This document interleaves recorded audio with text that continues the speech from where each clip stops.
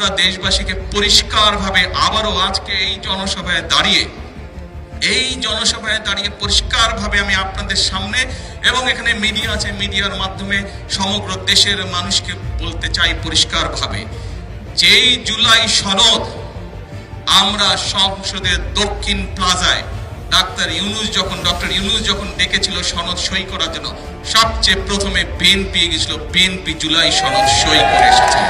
কাজেই যেই জুলাই সনদ বিএনপি সই করে এসেছে, সেই জুলাই সনদের প্রত্যেকটি অক্ষর, প্রত্যেকটি শব্দ, প্রত্যেকটি লাইন ইনশাল্লাহ আমরা বাস্তবায়ন করব। বাংলাদেশের জনগণ বিএনপিকে দায়িত্ব দিয়েছে দেশ পরিচালনা করার জন্য। কাজেই সনদ যেটি বিএনপি সই করে এসেছে, যেই সনদে অন্যরাও সই করে এসেছে, আমরা দেখেছি এই যে এখন যারা বিরোধী দলে আছে, প্রথমবার দেখলাম তারা গেল, করবে কি করবে না একটা ঢিলে ঢামা, আর তাদের সাথে আরেকটা দল আছে তারা তো তখন সই করে নাই, তাদেরকে দেখলাম নির্বাচনের পরে গিয়ে হঠাৎ করে তড়ি করে সই করলো।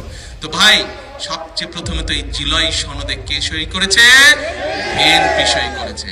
যারা নির্বাচনের পরে গিয়ে সই করলো, কিন্তু জুলাই আন্দোলনে যারা জুলাই সনদের জন্য তারা গলা ফাটায় ফেলে, তাদেরকে তো আমরা প্রশ্ন করতে পারি, এতই যদি তোমাদের দরদ হয় তো তোমরা প্রথমে কেন সই করলে না ভাই?